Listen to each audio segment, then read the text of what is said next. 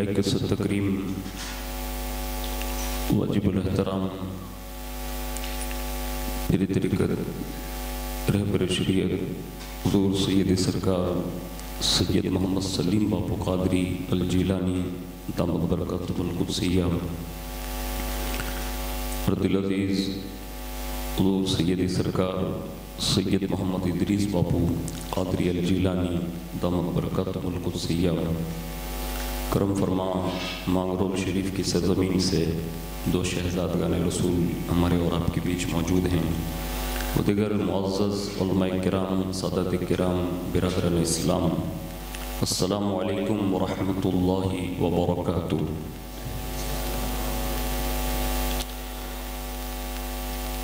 الحمدللہ رب العالمین والعاقبۃ للمتقین والصلاة والسلام علی سید الانبیاء والمرسلین وعلى آلہ واصحابہ وازواجہ وذریاتہ واہل بیتہ وابنہ الغوث الأعظم الجیلانی ومعین الملت والدین والشیخ الاسلام والمسلمین اعلی الحضرت الامام احمد رضا وعلى عباد اللہ الصالحین اجمعین اما بعد فاعوذ باللہ من الشیطان الرجیم بسم اللہ الرحمن الرحیم الا ان اولیاء اللہ لا خوف علیہم ولا هم يحزنون الذین آمنوا وكانوا يتقون صدق اللہ مولانا العظیم وبلغنا رسوله النبی الامین المختار الکریم ونحن على ذلك لمن الشاہدین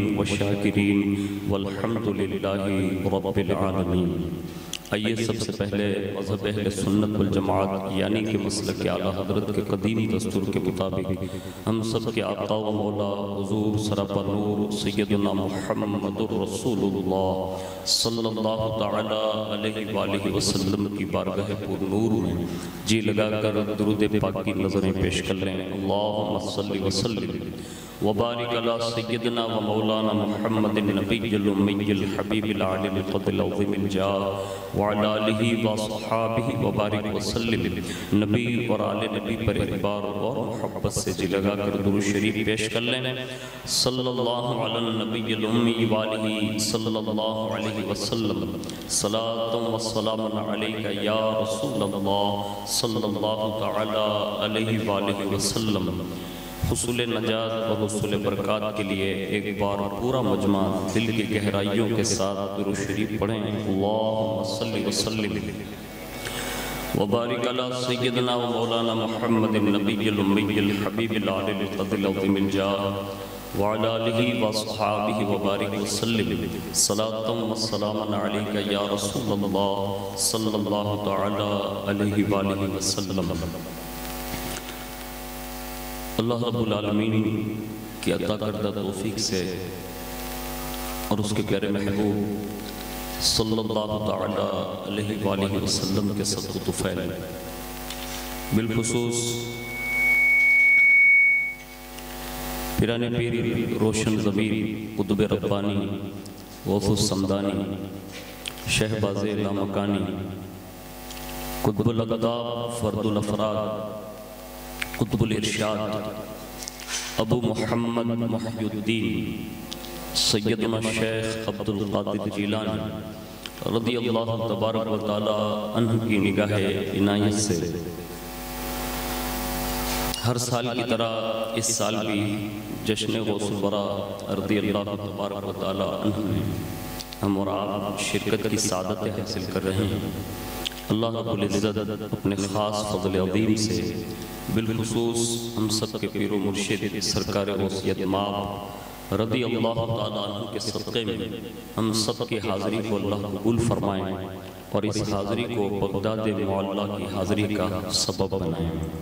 میں اپنی گفتگو کا آغاز ان مایہ ناز اشعار کے ساتھ کرنے کی سعادت حاصل کرتا ہوں جس میں خود غوث پاک رضی اللہ تعالیٰ عنہ اپنی شان بیان کرتے ہوئے جو ارشاد فرمائے ہیں، خود فرماتے ہیں کہ انا الجلی محی الدین لقبی، انا الجلی محی الدین لقبی وأعلام على رأس الجبال میں جیلان کا رہنے والا ہوں اور میرا لقب محی الدین ہے، اور میری عظمتوں کے جھنڈے پہاڑوں پر لہرا رہے ہیں۔ اور آگے کہتے ہیں انا الحسنی والمخضع مقامی، انا الحسنی والمخضع مقامی واقدامی علی عنق الرجال۔ فرمایا میں سیدنا امام حسن مجتبی کی اولاد میں سے ہوں، اور میرا ایک خاص مقام ہے جسے مخضع کہا جاتا ہے۔ واقدامی علی عنق الرجال، اور میرے قدم اولیاء اللہ کی گردنوں پر ہے۔ وعبد القادر المشہور اسمی وجدی صاحب العین الکمال۔ عبد القادر میرا نام مشہور ہے، اور میرے نانا جان نبی کریم صلی اللہ علیہ وسلم چشمہ کمال کے مالک ہیں۔ یہ میں نے 3 اشعار غالباً حضور غوثیت مآب رضی اللہ تعالیٰ عنہ کے قصیدہ غوثیہ سے آپ کے سامنے تلاوت کیے ہیں۔ اب میں بارگاہ غوثیت مآب میں خراج عقیدت امام اہل سنت اعلیٰ حضرت فاضل بریلوی رحمت اللہ تعالیٰ علیہ نے جو کہے ہیں تو وہ یوں عرض کرتے ہیں کہ جان تو جاتے ہی جائے گی قیامت یہ ہے، جان تو جائے گی جاتے ہی جائے گی قیامت یہ ہے کہ یہاں مرنے پہ ٹھہرا ہے نظارہ تیرا، کہ یہاں مرنے پہ ٹھہرا ہے نظارہ تیرا، اور تجھ سے در سے سگ اور سگ سے ہے مجھ کو نسبت، تجھ سے در سے سگ اور سگ سے ہے مجھ کو نسبت، میری گردن میں بھی ہے دور کا ڈورا تیرا، میری گردن میں بھی ہے دور کا ڈورا تیرا، اور جس کی گردن میں وہ دور کا ڈورا آ جاتا ہے تو پھر وہ کہتے ہیں کہ اس نشانی کے جو سگ ہیں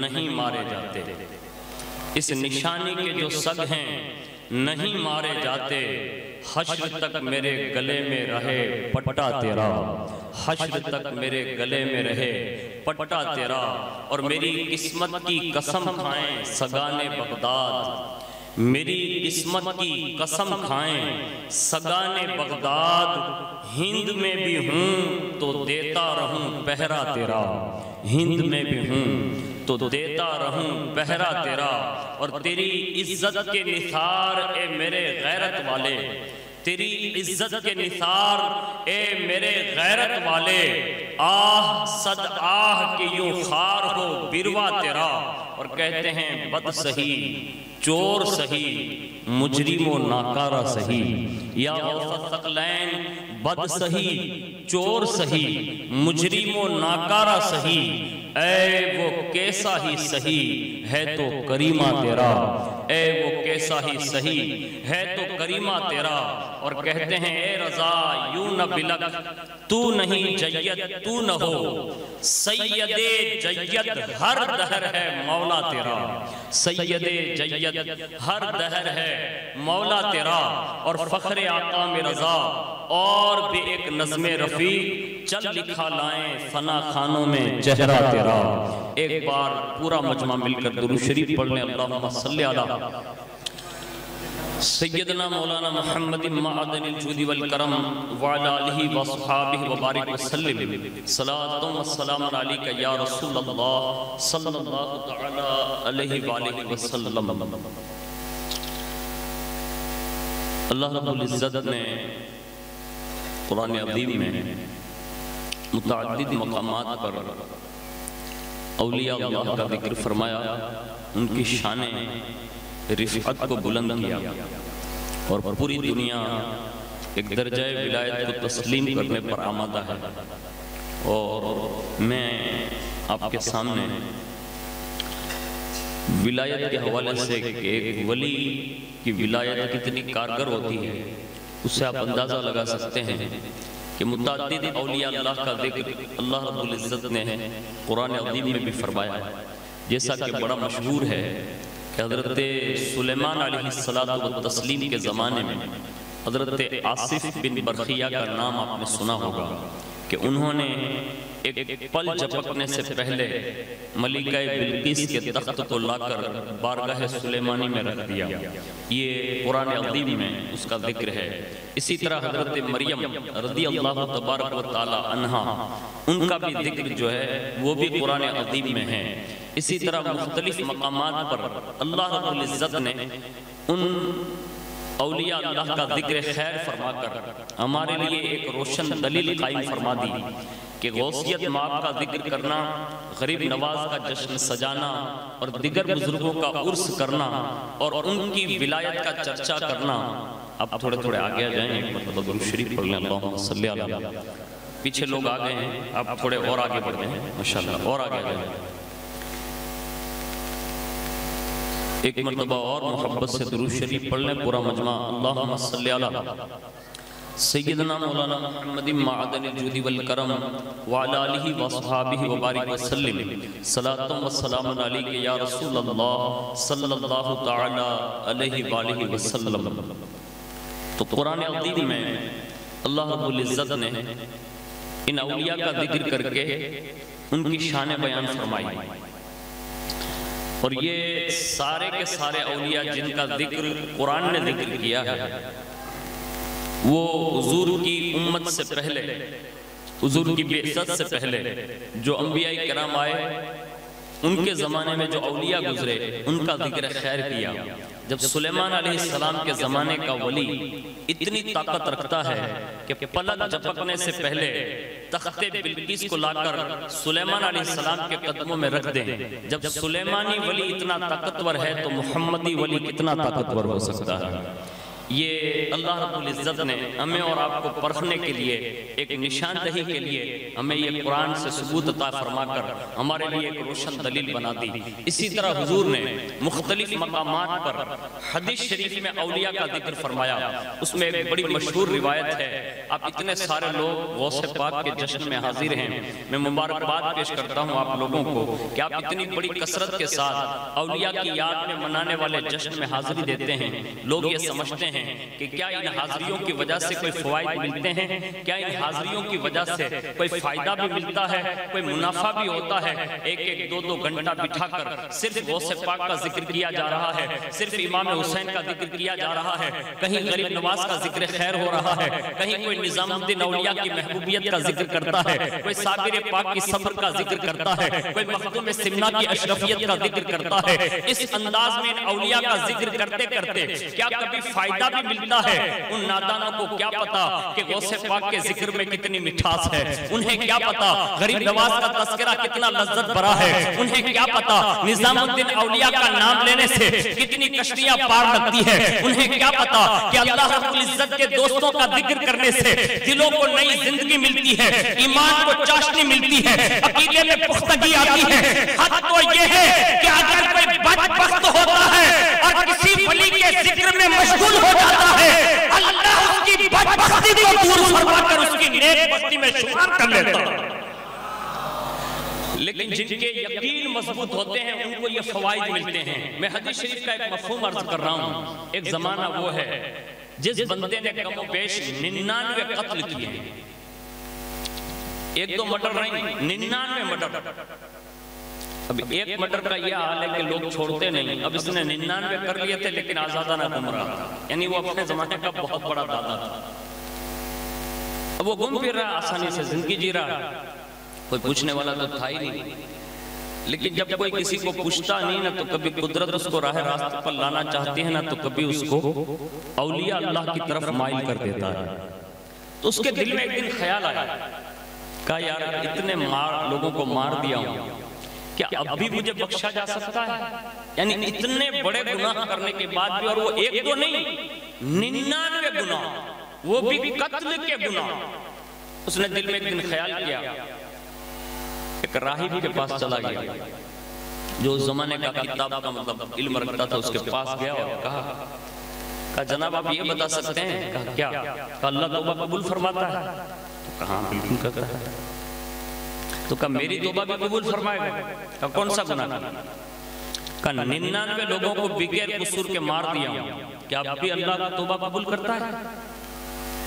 اب وہ کم پڑھا لکھا بندہ اس نے کہا کہ جا جائے گے اتنے سارے قتل کرنے کے بعد توبہ کے لیے آیا ہے بھاگ اس نے کہا توبہ قبول نہیں ہوگی کہا نہیں تو کہا پھر یہ 99 کیوں رکھے لاؤ نا 100 پورے ہی کر دیتے ہیں نکالی وہ 2 داڑھی اور پیرو دی مار ڈالا ختم تو مسئلہ بتانے میں بھی کبھی دھیان رکھنا کوئی ایسا سر پھرا مل نہ جائے کہ یہ بڑے مرحلے ہیں اللہ کی رحمت کی وسعت اتنی ہے کہ فرعون جیسے دشمن کے لیے بھی بار بار موسیٰ کو بیچتا ہے نا تو بھی کہتا ہے موسیٰ فرعون سے جانا نا تو تھوڑی نرمی سے بات کرنا ہو سکتا ہے وہ میری رحمت کی طرف پلٹ آئے آج ہمارے یہاں تو بیچارہ کوئی نیکی کرنا چاہتا ہے کہ لے 100 چوہے کھا کے بلی حج کو چلی یہ تانا دے کہ آپ کیا چاہتے ہیں کہ وہ نیکی نہیں کرے ان کو نیکی کی طرف لاؤ آج کی ضرورت ہے کہ ہماری قوم کے جوان جو گناہوں کی طرف ملوث ہو گئے نا ان کو نیکیوں کی طرف لانے کی ضرورت ہے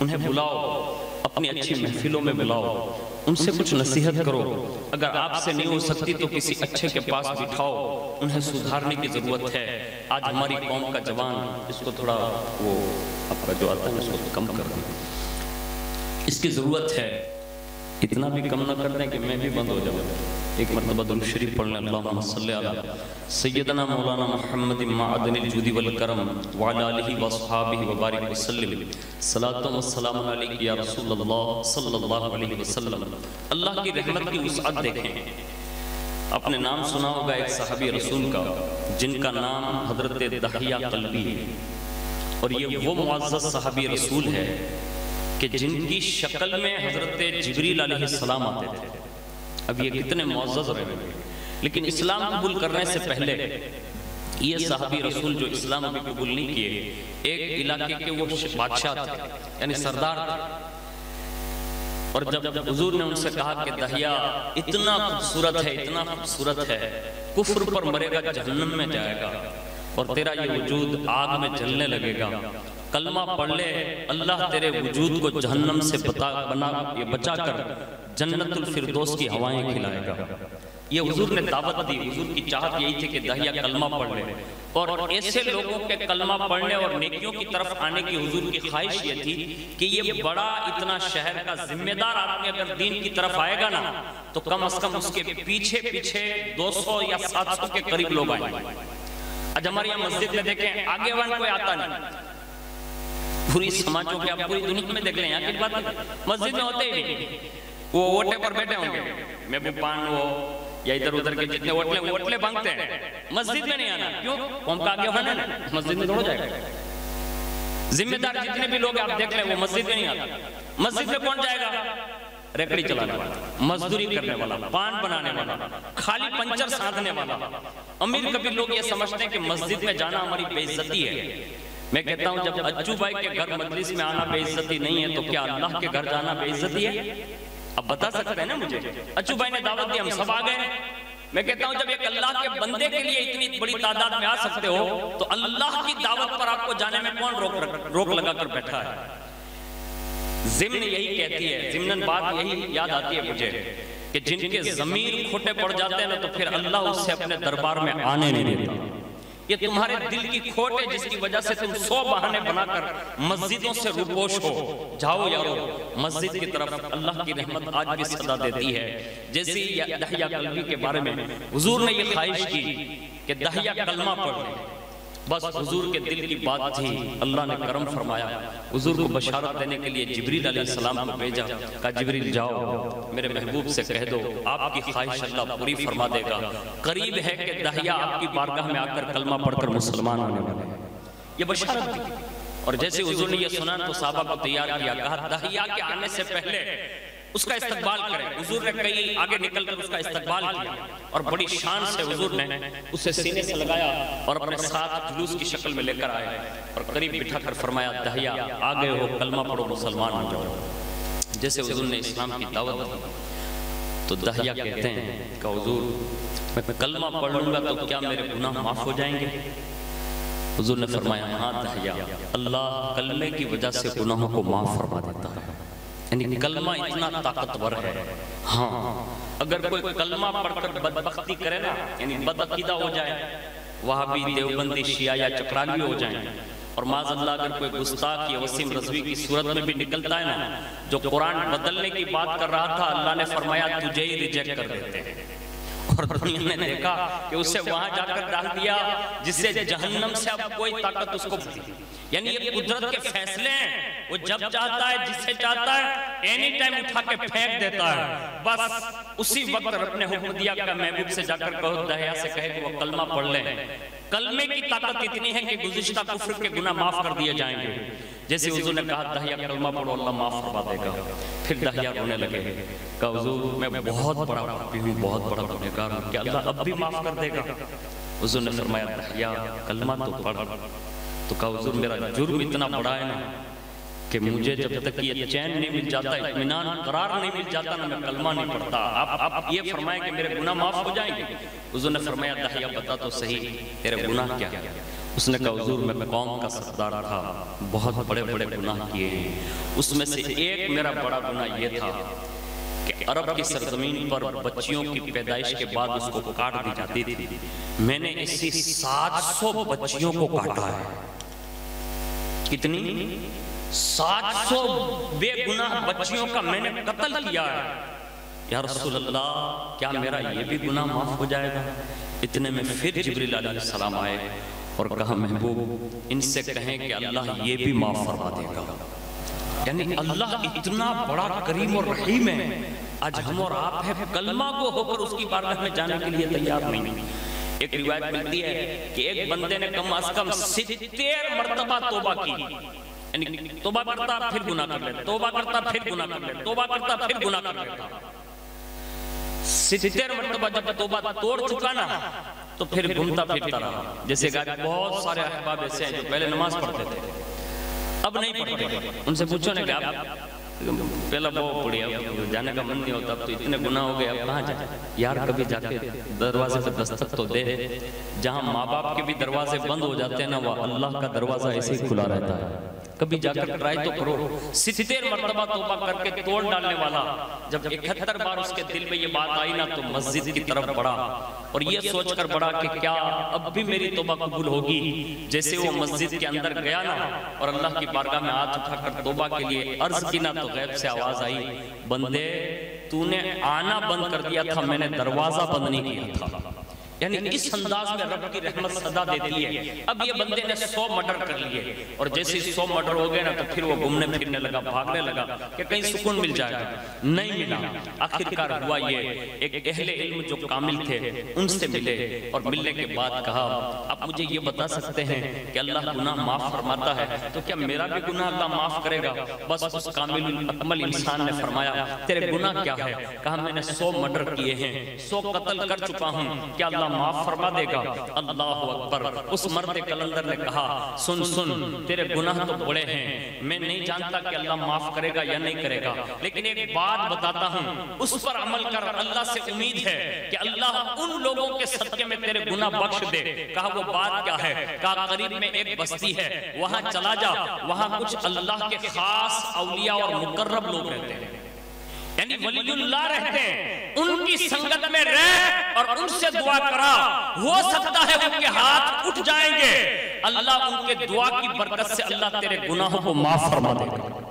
بس یہ جملے کہے اور فوری طور پر وہ وہاں سے نکلا اور جیسے وہ قدم چند آگے بڑھایا تھا نا اتنے میں اللہ رب العزت نے حضرت اسرائیل علیہ السلام کو حکم دیا، کہا اسرائیل اس کی روح قبض کر لی. اسی وقت وہ راستے میں اس کی روح قبض کر لی گئی اور جیسے وہ بندہ گرا تو سر کے بل گرا، یعنی تھوڑا اولیاء اللہ کی بستی کی طرف گرا. ابھی اس کی روح قبض ہو گئی. ابھی یہ لوگ آتے جاتے اور اس کی میت کا کفن دفن کے معاملات لپٹتے. اس سے پہلے رحمت کے اور عذاب کے فرشتے آ گئے، آپس میں باتیں کرتے کرتے کہنے لگے.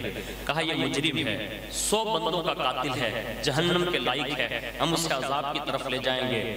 اسی وقت رحمت کے فرشتوں نے کہا یہ بات آپ کی درست ہے، 100 آدمیوں کا قاتل ضرور ہے لیکن جا رہا تھا اللہ کے ولی کے دربار کی طرف.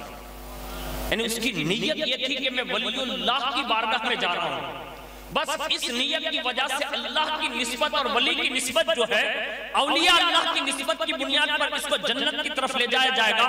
اس نے توبہ کا عزم کر لیا تھا، اس نے اپنے گناہوں پر نادم ہو کر نادم ہوا تھا، اس لیے اس کو اللہ کی رحمت کی طرف لے جایا جائے گا، یعنی جنت اور جزا کی طرف لے جایا جائے گا۔ آپس میں یہ فرشتے ڈسکس کر رہے ہیں، یعنی گفتگو ہو رہی ہے۔ رب کی قدرت کی جانب سے ایک قاصد اور آتا ہے، یعنی فرشتہ آتا ہے اور کہتا ہے رب کی رحمت نے تمہارے مباحثے کو سن لیا ہے، تمہاری بحث کو سن لیا ہے، تمہاری گفتگو کو سن لیا ہے۔ رب کی طرف سے یہ حکم ہے اور ارشاد فرمایا گیا ہے کہ ایک کام کرو، بحث و مباحثہ نہ کرو، جہاں سے وہ چلا تھا وہاں سے لے کر گرنے تک، اور جہاں وہ جا رہا ہے وہاں سے لے کر اس کے گرنے تک زمین کو ناپ لو۔ اگر وہ اولیاء اللہ کے قریب ہے تو جنت بھیج دیا جائے گا، اگر وہ جہاں سے نکلا تھا وہاں سے قریب ہے تو پھر جہنم میں لے جانا۔ جب زمین ناپنے کے لیے فرشتے بڑھے نا تو قدرت نے فیصلہ کیا، کہا زمین سمٹ جا اور میرے ولی کے قریب ہو جا۔ قدرت کے فیصلے نے یہ فیصلہ جب سنایا نا تو زمین جو اولیاء اللہ کی طرف تھی نا وہ سمٹ دی گئی اور باقاعدہ اس کو جنت کا حقدار قرار دیا گیا۔ اب آپ اندازہ لگا سکتے ہیں، یہ حدیث شریف کا ایک مفہوم میں نے آپ کے سامنے بطور دلیل پیش کر دی کہ اولیاء اللہ کا ذکر یوں بھی احادیث میں ملتا ہے اور حضور نے بڑی کثرت کے ساتھ اپنے زمانے کے اولیاء کی بشارتیں دی، لیکن ہم اور آپ جس مرد کلندر کا ذکر کرنے بیٹھے ہیں یہ کائنات کے کوئی عام ولی اللہ کا نام نہیں ہے، بلکہ سنو سلسلہ قادریہ کے مبانی، بلکہ یوں کہا جا سکتا ہے کہ تمام سلسلے اگر کسی کے فیضان سے چمک رہے ہیں اس سے سیدنا شیخ عبد القادر جیلانی کہتے ہیں۔ اگر ہندوستان پر غریب نواز کی حکومت اور سلطنت ہے اور ولایت کا سکہ چلتا ہے تو یہ ولایت اگر کسی بارگاہ سے تقسیم ہوئی ہے تو اسے دربار قادریت کہتے ہیں۔ حضرت شہاب الدین سہروردی اگر کسی دربار کے پروردہ ہیں تو اسے دربار شیخ عبد القادر جیلانی کہتی ہے۔ اگر کسی بارگاہ سے بہاؤالدین زکریا ملتانی کو فیضان ملتا ہے تو اسے دربار شیخ عبد القادر جیلانی کہتے ہیں۔ اگر میں یہ کہہ دوں کہ کائنات کے تمام اولیاء کو اگر ولایت کا تاج ذری کسی بارگاہ سے بانٹا جاتا ہے تو اس دربار کا نام شہنشاہ بغداد غوث الاعظم دستگیر ہے۔ یہ اس دربار کی بارگاہ میں ہم اور آپ خراج پیش کرنے کے لیے حاضر ہیں۔ اپنے دل کی نیتیں صاف کر لیں، سچی توبہ کی نیت کریں۔ حضور غوث پاک فرماتے ہیں میری محفل میں آنے والا جب بندہ توبہ کا عزم کرتا ہے اللہ صرف میری محبت کی خاطر اس کی توبہ قبول فرما لیتا ہے۔ ہم لوگوں نے سینکڑوں غوث پاک کی محفلیں پڑھی، قریب میں آپ نے ایک بیان سنا ہوگا، اس میں ایک شیخ نے کہا تھا کہ کافی زمانہ بیت گیا لوگوں نے فجر کی نمازیں نہیں پڑھی۔ اب خود اپنا احساس کرنا، جو لوگ نہیں پڑھتے ان سے عرض ہے، اب جو نہیں پڑھتے نا اپنا بھی نقصان کر رہے ہیں، حضور کی ساری امت کا نقصان کر رہے ہیں۔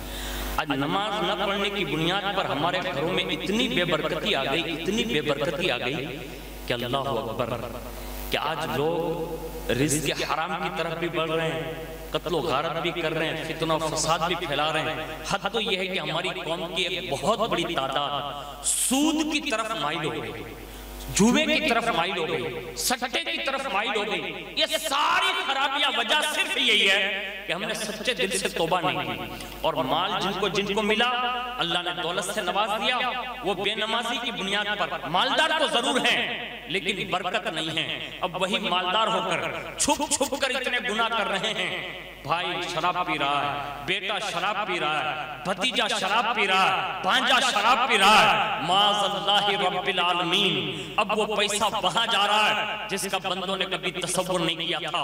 ہزاروں کروڑوں اور لاکھوں روپے آنے کے باوجود بھی آج لوگوں کے گھروں سے وہ پیسہ ایسے ہی نکل رہا ہے۔ اللہ کے لیے اگر برکت چاہتے ہو اپنی مسجدوں کو آباد کر دو، اپنے مسجد کی طرف اپنا رجحان کر لو، اپنے چھوٹے سمجھدار بچوں کی نسل میں اتار دو کہ اب اس دور میں ہماری کوئی سنوائی ہو سکتی ہے تو کوئی اور دربار میں نہیں، اللہ کے گھر مسجد میں ہی ہو سکتی ہے۔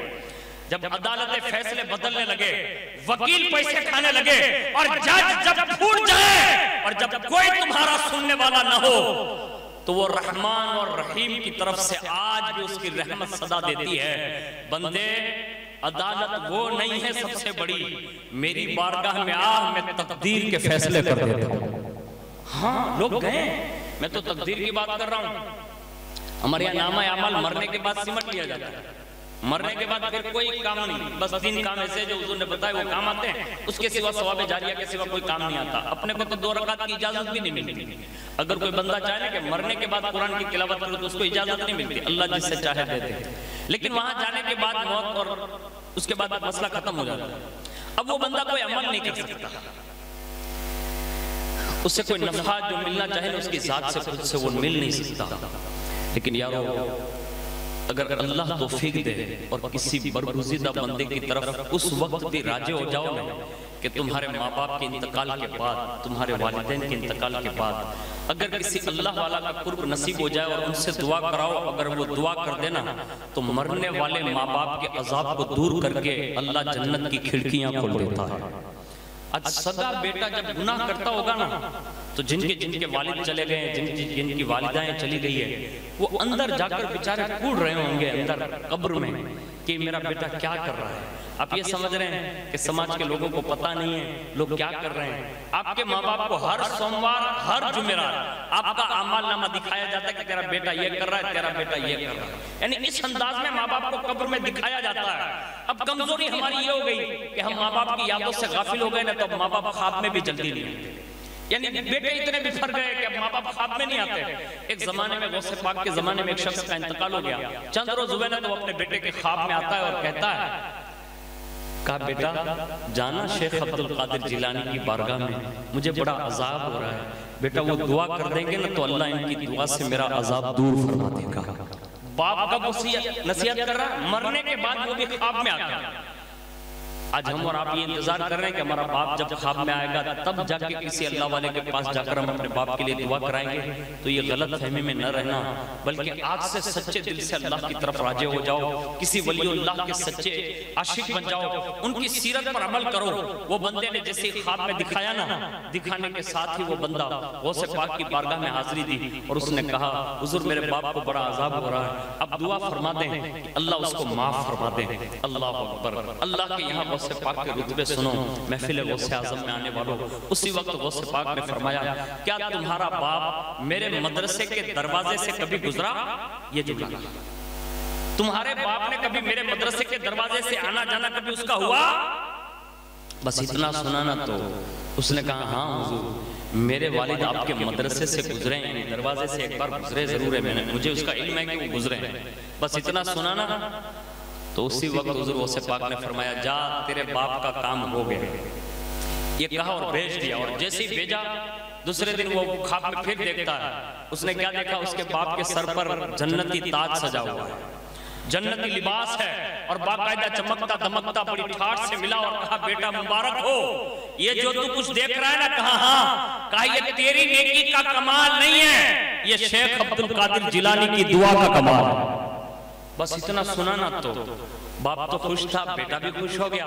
اس کے ساتھ کہا بیٹا اب میں تجھے نصیحت کرتا ہوں، اب جو زندگی کے دین بیتے نا، کہا ہاں. کہا اب مکمل زندگی غوث پاک کی خدمت کرتے کرتے گزار دینا. یعنی بیٹے کو یہ نصیحت کی، کہا ان کا دامن مت چھوڑنا، ان کے ساتھ رہنا، ان کی یہاں جو چلتی ہے نا ایسے کسی کی نہیں چلتی، تو ان کا سچا اور پکا عاشق اور خادم بن جا. اس کے بعد اس کو واپس وہ خواب پورا ہو گیا اور دوسری بار غوث پاک کی بارگاہ میں آیا اور اس نے جا کر عرض کیا کہ حضور آپ کی دعا سے میرے باپ کا عذاب تو ہٹ گیا، اب مجھے اس نے نصیحت کی ہے کہ میں آپ کا خادم بن کر زندگی گزاروں، لیکن حضور مجھے یہ تو بتائیں کہ میرے باپ نے ایک بار آپ کے مدرسے سے گزر کیا، اللہ نے اس کی وجہ سے معاف کر دیا، آخر اس معاملے کو سلجھا تو دیں. غوث پاک فرماتے ہیں اللہ نے مجھ سے وعدہ کیا ہے کہ عبد القادر جیلانی جو آپ کے مدرسے کے دروازے سے گزر جائے گا میں اس کے عذاب کو دور فرما دوں گا. جن کے مدرسوں سے گزرنے پر یہ حالات ہوں کہ اللہ اس وعدے کے مطابق انہیں بخش دیتا ہے. آج ہماری بھی ضرورت ہے کہ ہمیں اور آپ کو بھی چاہیے کہ اپنے بچوں کو دینی مدارس کی طرف موڑیں. خاص کر کے میں جوانوں کی توجہ چاہوں گا، عشاء کے بعد سے لے کر رات کے 3 بجے تک جو کئی گھنٹے بازاروں میں گزار دیتے ہو، چوراہوں میں گزار دیتے ہو، دین کا علم سیکھتے نہیں. اللہ اکبر. ایسا دور آ چکا ہے اب لوگ کلمہ تک یاد کرنے کے لیے تیار نہیں. ہماری قوم اور ہمارے سماج کے حالات یہ بنے ہوئے ہیں آنے والا وقت وہ کٹھین وقت ہوگا کہ لوگوں کو نماز کا بھی علم نہیں ہوگا، روزے کا بھی علم نہیں ہوگا، زکوٰۃ کے معاملات تو نکل چکے ہیں، حج کے معاملات میں آپ جس حاجی کو اٹھا کر پیش کریں میرے سامنے، میں اسے چند سوال کرتا ہوں، وہ حج پڑھنے والا حاجی حج پڑھ کے آنے والا بھی اپنے حج کے بارے میں ایک سوال کا جواب نہیں دے سکتا، اس لیے کہ جتنی بڑی تعداد میں لوگ حج کے لیے جاتے ہیں ان کو حج کے فرائض بھی یاد نہیں۔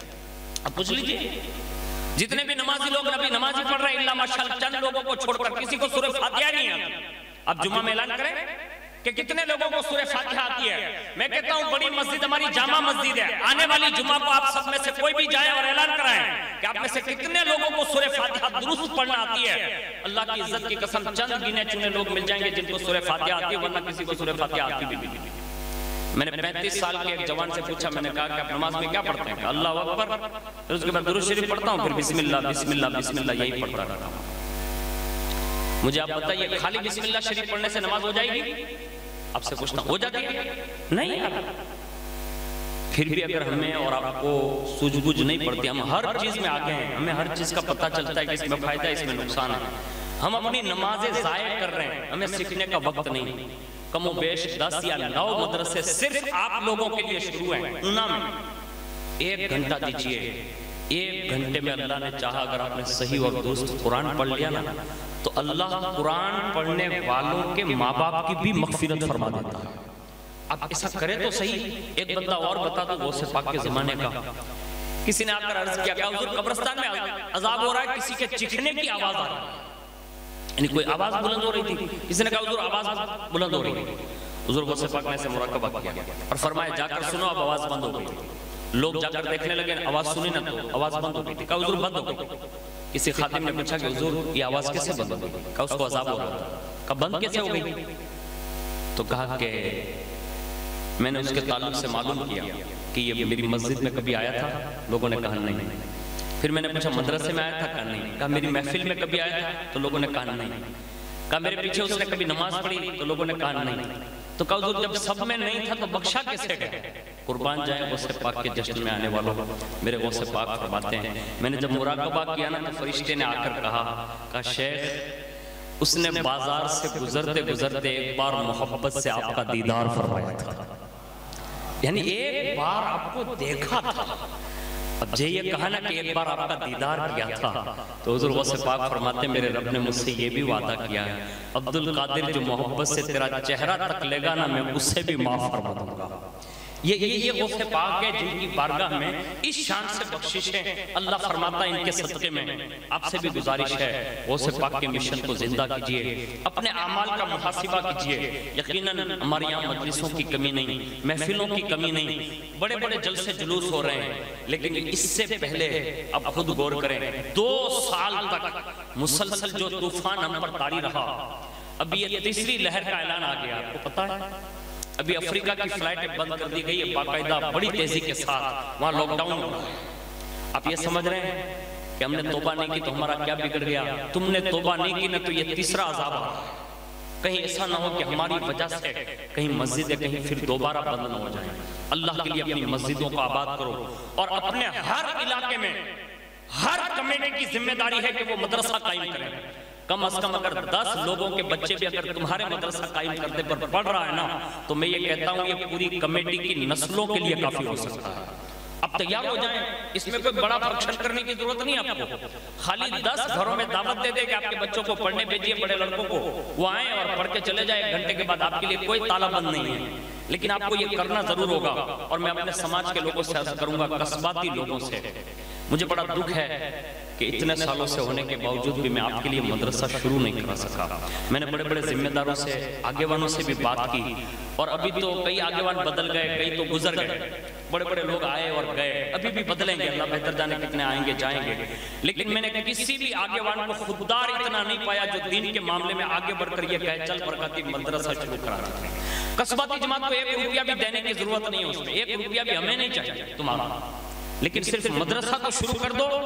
کئی نئے نئے ذمہ دار ٹھہرے ہیں، ان کی بارگاہ میں بھی پیش کیا گیا ہے، اتنا بڑا جماعت خانہ بنا لیا ہے، کم از کم وہیں مدرسہ شروع کر دو، اللہ توفیق دے تو یہ جتنے بھی کمیٹی کے لوگ ہیں نا ان سے بھی گزارش ہے اپنی جماعت کو ابھارو، مدرسہ شروع کراؤ، کہیں ایسا نہ ہو جیسے تمہارے بڑے بغیر پڑھے لکھے چلے گئے نا، کہیں تمہارے بیٹے بھی ایسے پڑھے لکھے نہ چلے جائیں اور اللہ کی پکڑ میں کہیں نہ آ جائیں۔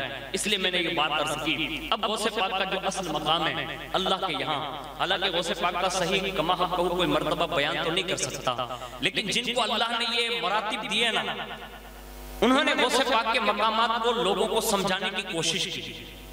حالانکہ کوئی کما حق غوث پاک کو سمجھا ہی نہیں سکتا، لیکن جن لوگوں نے سمجھنے کی کوشش کی اور ان کو جو انکشافات ہوئے نا وہ بیان کر دیتا ہوں تاکہ ہمیں اور آپ کو پتا چلے کہ غوث پاک سے محبت کرنا یہ کتنا ضروری ہے، اور جو لوگ محبت کرتے ہیں تو ان کی کشتیاں میرا غوث جیلانی آج بھی پار لگا دیتا ہے۔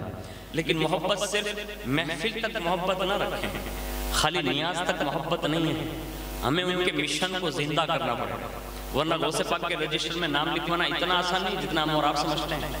ہمارے یہاں تو چھوٹی موٹی پارٹیاں چلتی ہیں نا، تو وارڈ میں نام لکھوانا تو 10 بار تو آفس کا دروازہ کھٹکھٹا پڑتا ہے۔ وہ ایسے لوگوں کو جس کا کوئی دنیا میں پوچھتا نے حال نہیں، ایسے لوگوں کے مطلب چپل گھس جاتے ہیں تب جا کے کہیں نام آپ کا آتا ہے، تو غوث پاک کے رجسٹر میں ایسے نام درج ہو جائے گا؟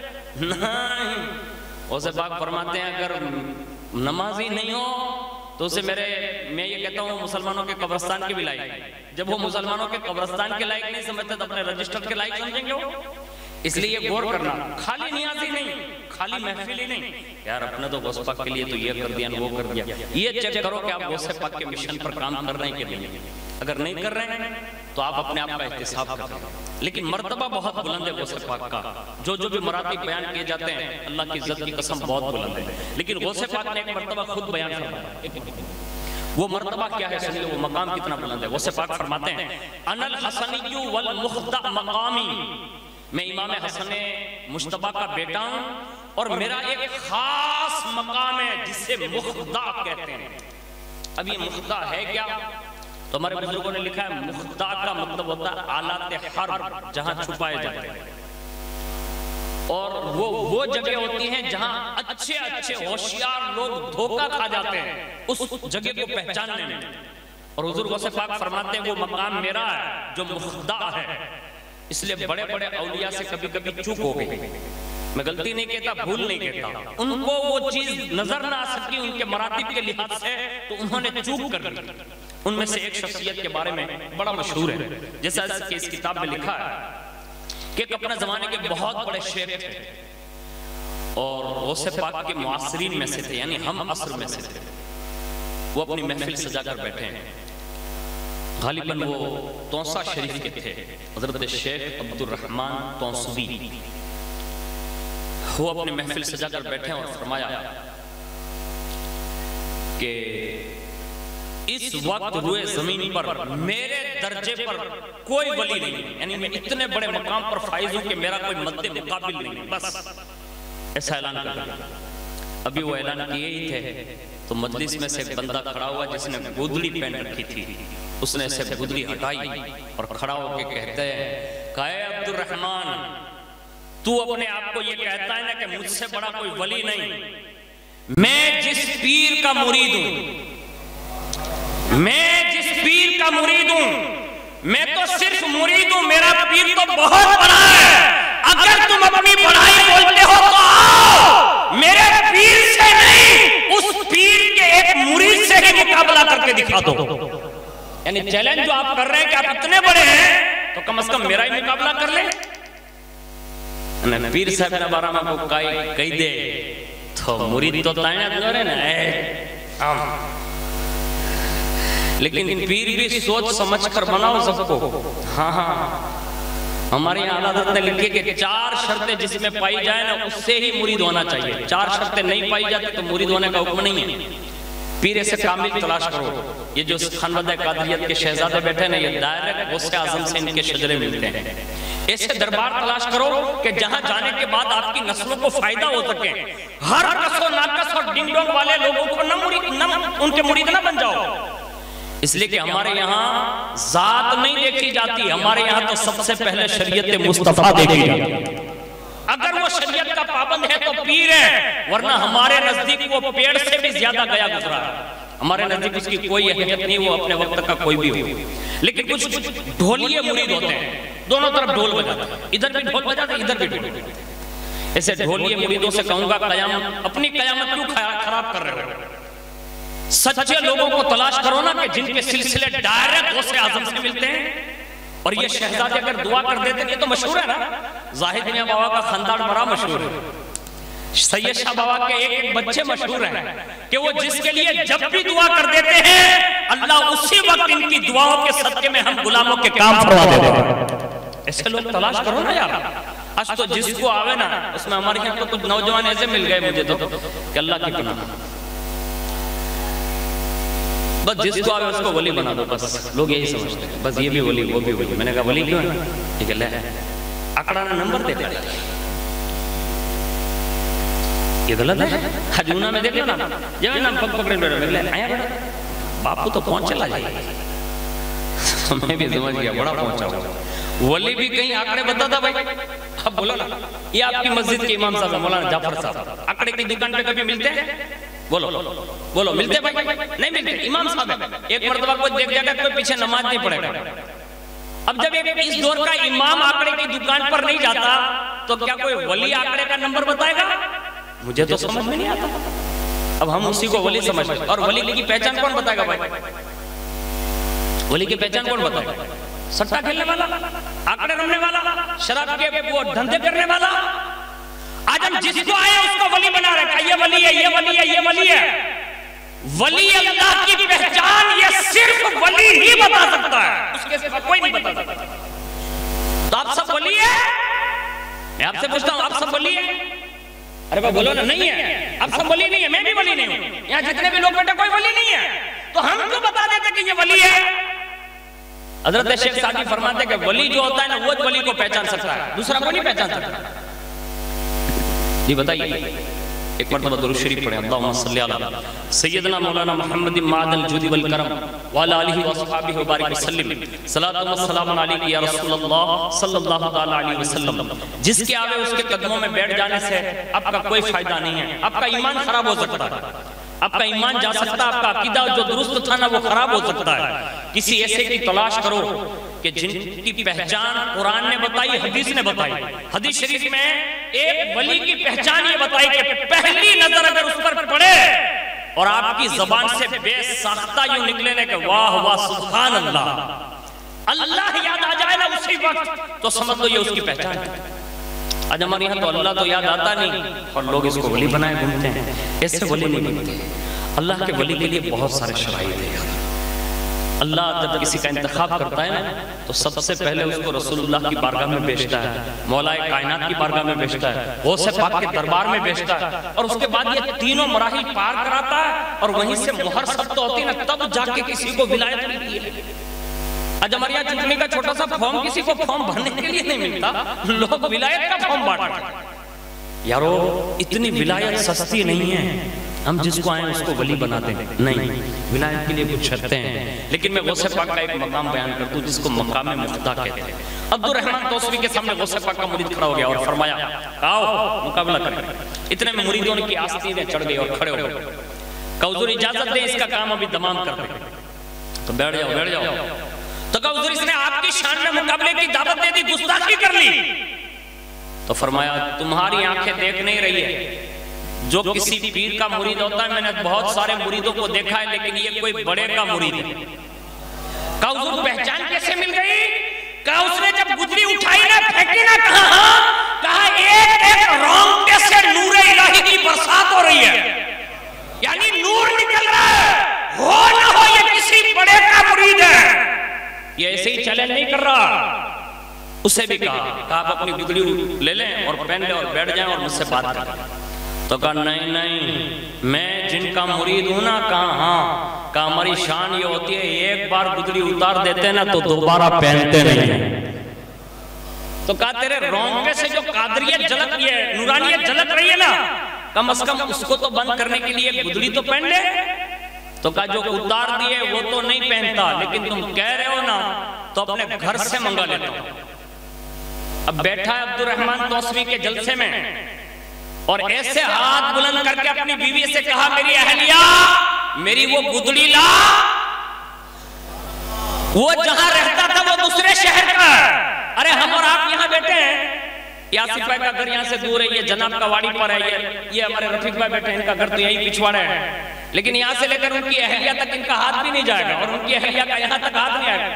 سمپل بات ہے نا، میں ابھی دارالعلوم میں نہیں ہوں، یہاں ہوں، اب میں دارالعلوم میں ہاتھ لمبا کروں تو وہاں سے جبہ آ سکتا ہے، لیکن اگر آ جائے تو کمال تو ہے نا بھائی، یہاں سے بھی آ جائے تو کمال تو ہے، ان کی واڑی پر سے بھی آ جائے تو کمال تو ہے، لیکن یارو اگر دوسرے شہر سے جبہ آئے تو کتنا کمال ہے۔ ایسے ہاتھ بلند کیا، لوگوں نے دیکھا، مریدوں نے، ان کا ہاتھ جیسے لمبا ہوا تو دوسرا ہاتھ آیا جس کے ہاتھ میں گدڑی تھی، اور وہ ان کی اہلیہ کا ہاتھ تھا۔ پتہ یہ چلا یہ مرید بھی کامل تھا، وہ مریدنی بھی کامل تھی، یعنی اس زمانے کی عورتیں بھی اتنی کامل تھی۔ آج ہمارے یہاں تو کس عورت کو کامل سمجھا جاتا معلوم؟ جو ودارے ڈھونڈتی ہوئے نہیں کامل۔ کیا تارک مہتا کا جلسہ لگا کر بیٹھے ہو یار، ڈھونڈنے والی بھی کوئی کامل ہوتی ہے؟ پھلانا پیر آگا، ڈھیکنا پیر آگا، کچھڑا پیر آگا، لا بھائی پیر کوئی نہ جسمہ داخل لگنا ہوتا ہے، انہیں داخل لگتا ہوتا ہے نا چھوکرانا پڑھمانو داخل دے جائے۔ ہم نے یہ دن سمجھا آج تک کہ باپو اینا بارا میں تو کہیں کہتا نہیں ہو، مارے ہوا ایٹلا بیوہ میں راکی دیتا تو کوئی بولوان ہو تیار ہے۔ مت ڈریے، یہ ڈھونڈنے والیاں کچھ نہیں ہوتی، ان کو جنات ہوتا ہے، بس یہی صحیح ہے۔ وہ کسی بھی پیر کا نام لیں تو وہ جھوٹی ہے، اور یہ جنات بھی جھوٹ بولنے والی مخلوق ہے، ہاں یہ بہت بڑا جھوٹ بولتی ہے۔ میرے ایک شیخ ہیں یہیں قریب میں رہتے ہیں، آپ کبھی موقع ملے تو جانا، ان کے یہاں بھی بہت ساری یہ سب ڈنگ ڈونگ کرنے آتی ہے، ایک جھٹکے میں سب کو مطلب رکھ دیتے ہیں گرا کے۔ ہاں کھمبات شریف کا نام سنا ہے نا آپ نے؟ میرا مرشد خالی ایسے چٹکیوں میں جنات کو جلا کر خاک کر دیتا ہے۔ ہاں میرے پیچھے 4 جنات اور ایک جنات نہیں پڑی تھی، میرے مرشد نے اس کا مرڈر کروا دیا، تو خود ہی اس کو مار دے۔ آج بھی میرا نام کوئی جنات نہیں لے سکتا، وہ جو غائب ہے وہ بھی نہیں لے سکتے، یہاں کے لوگ بھی نہیں لے سکتے، یہ ان کا کرم ہے۔ لیکن ایک بات عرض کر رہا ہوں، ڈھونڈنے والا کوئی پیر نہیں ہوتا، یعنی جس کو حاضری آتی ہے نا وہ حاضری جنات کی ہو سکتی ہے، اس سے سوا کچھ نہیں۔ کسی بزرگ کا نام لے وہ سراسر فراڈ، دھوکہ دھوکہ دھوکہ اور دھوکہ ہی بس۔ اس لئے کہ ہمارے یہاں خلول جو ہوتا ہے نا، یعنی دخول کسی کے اندر داخل ہو جانا، یہ شرع میں ہمارے یہاں اس کا تصور ہی نہیں۔ ہاں میں قریب میں راجکوٹ ہے، چند کلومیٹر پر، وہاں ایک جناب سے سنا تو حیرت ہو گئی، میں نے کہا یا اس پاکی یہ کیا ہو گیا؟ وہ کیا کہہ رہا تھا؟ کہ ہمارے یہاں ایک مکان ہے نا، کہاں وہاں حاضری آتی ہے۔ میں نے کہا حاضری میں کون آتا ہے؟ کہ حضرت عباس علم بردار آتے ہیں۔ نہیں میں نے سوچا کہ ہندوستان کے اولیاء کم پڑ گئے تب کربلا سے بھی لوگ لا رہے ہیں۔ حیرت ہے نا، یہ دین ہے ہمارا آج کل، ہم اسی کو سب کچھ سمجھتے ہیں، بس یہ ڈھونڈے نہیں اس کامل، ڈھونڈے وہ کامل نہیں ہیں، بلکہ لوگوں کی زندگیاں جو تبدیل کر دے اور ان کی تقدیریں بدل دے، وہ شیخ جیلانی کامل ہے۔ ہاں ایسا کامل بننے کی ضرورت ہے۔ میں یہ عرض کر رہا تھا، ان کی بیوی نے جبہ دیا، یعنی گدڑی دی، اور انہوں نے بہن بٹھایا انہوں نے کہا بتائیں کہ کن کے مرید ہیں؟ کہا پیران پیر روشن ضمیر شیخ عبد القادر جیلانی کا مرید ہے۔ یعنی اس کو اپنی زبان میں یوں کہوں کہ وہ قادری مرید تھا۔ کون سا مرید؟ قادری مرید تھا، کہا قادری ہوں۔ جب یہ سنا کہ قادری ہے، کہا آپ کے پیر صاحب کا نام بھی لیا، وہی پیر صاحب ہے میرے؟ کہا اچھا، کہا آپ اگر بیان کر رہے ہیں کہ آپ کے پیر بڑے ہیں تو میں جس درجے میں ہوں نا، کیا کہوں گا؟ میں جس درجے میں ہوں نا، کہا ہاں، کہا کون سی درجے میں؟ تو کہا میں درکات میں ہوتا ہوں، یعنی قرب الہی اور قرب رسول میں ایک درجہ جس کو درجات درکات کہتے ہیں، کہا میں درکات میں ہوتا ہوں، لیکن وہاں میں نے کبھی تمہارے پیر صاحب کو نہیں دیکھا، یعنی جن کا آپ نام لے رہے ہیں۔ اللہ اکبر۔ ابھی یہ مرید اس پیر صاحب سے یہ گفتگو کر رہا ہے، ابھی یہ گفتگو کر ہی رہے ہیں نا، میرے غوث پاک بغداد میں بیٹھے بیٹھے اپنے مریدوں سے فرما رہے ہیں، ایک قادری مرید نے وہاں پنگا لے لیا، کہاں بغداد ہے، وہیں بیٹھے بیٹھے کرتے ہیں، ایک وہاں سچا کا بولتا ابھی، تو کہا جلدی کرو، اپنے خادموں سے کہا جلدی کرو، وہاں جاؤ، اور وہاں جا کے شیخ عبد الرحمن سے میری یہ بات کہنا، کہا حضور وہاں جا کر کہنا کیا؟ دیکھو پیر جو ہوتے ہیں نا ان کی نرمی سنیں۔ ہاں آج ہم مرید لوگوں نے پیر لوگوں کو بھی لڑا کے رکھ دیا، کوئی پیر صاحب ادھر بگا رہا ہے، کوئی پیر صاحب ادھر بگا رہا ہے، کوئی پیر صاحب ادھر بگا رہا ہے، کوئی پیر صاحب ادھر بگا رہا ہے۔ چاروں طرف ہم نے پیروں کو بانٹ کر رکھا ہے. لوگ کیا چرچا کرتے معلوم ہے؟ بتا پیر صاحب ایک تھے جائے تو بدا ایک تھے جائے. پڑھنا کڑا تھا میں نماز میں بھائیو ایک نہیں تھا تو بیجانے ہوں ایک کروانی بات کرو. تب پوتے تو ایک تھاو پہلا بیجانے باتوں کرو. خالی کھودنی کروا تھی بدو بیڑو نہیں تھا. اللہ نے رسول માટે કામ કરતા શીખી જાવ ને તો આ બુઝુર્ગોના દિલ આવા મળેલા જ હોય છે. પણ આપણે આજે અડ્ડા બનાવી રાખ્યા ને ઠેકાણે ઠેકાણે वो यूं है फला यूं है ढिकना यूं है. अब ये कह के 10 आदमियों को बता दिया तो वो बेचारा मुतनफिर हो गया. ऐसा मत कीजिए. पीर जो होते हैं ना उनके दिल कितने साफ होते हैं. मुरीद ने पंगा ले लिया, यहाँ से मुरीद भेजे जा रहे हैं. हुजूर वहां जाके कहना क्या? कहा सबसे पहले शेख अब्दुल रहमान तौसवी से जाकर शेख अब्दुल कादिर जिलानी का सलाम कहें. ये होते हैं पीर. मुरीदों को भी सिखाया वहां जाके झगड़ा मत करना, वहां जाके पहले मेरा सलाम कहना. कहा फिर का वो यूं कहते हैं कि वो दरगाह में रहते हैं तो उनसे कहना कि हजरत जिस दरगाह में आप होते हैं वो दरगाह वालों को नहीं जानते. दरगाह भी एक रुतबा है. ये दरगाह की बात नहीं कर रहा हूं जो हम मज़ार समझते हैं. दरगाह भी एक रुतबा है जो दरगाह से आला होता है. कहा जो दरगाह में होते हैं ना वो दरगाह वालों को नहीं जानते, और जो दरगाह में होता है वो मुख्दा वाले को नहीं जानते. और ये मुख्दा जो है ना वो गौसे पाक फरमाते हैं कि अनल हसनी वल मुख्दा मकामी.